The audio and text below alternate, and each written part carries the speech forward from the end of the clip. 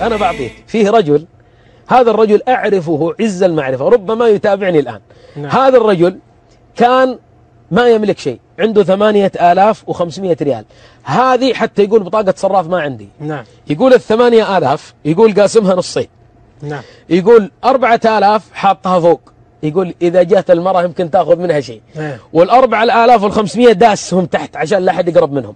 يقول فخرجت يوم من الأيام صليت العصر وأنا طالع من المسجد إلا أخ سوداني من جماعة المسجد عندي يبكي. يقول سلمت عليه قلت سلامات. قال يا شيخ زوجتي مرضت.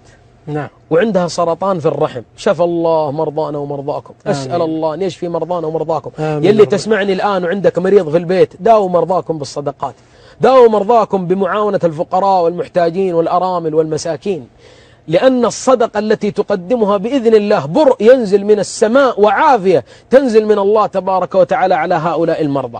المهم هذا الرجل سأل هذا الأخ السوداني قال الله يجزاك خير، وكم تكلفة عملية استئصال السرطان لزوجتك؟ قال تكلفتها 8500 ريال. يقول والله لا أملك غيرها، والله لا أملك غيرها. راح البيت يقول فتحت الدولاب وجدت 4000 مثل ما هي، ما تحرك منها ريال واحد. ما أخذت زوجتي. يقول زوجتي ما أخذت شيء. قلت الحمد لله.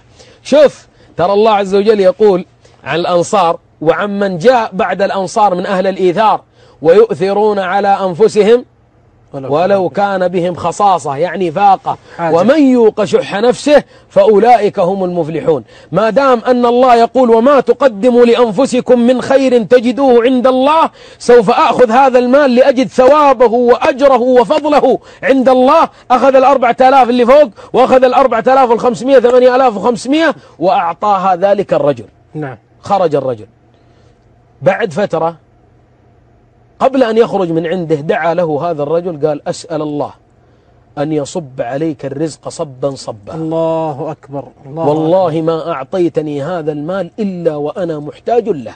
الله أكبر. سافر هذا الرجل، أقسم بالذي رفع السماء وبسط الأرض ونصب الجبال.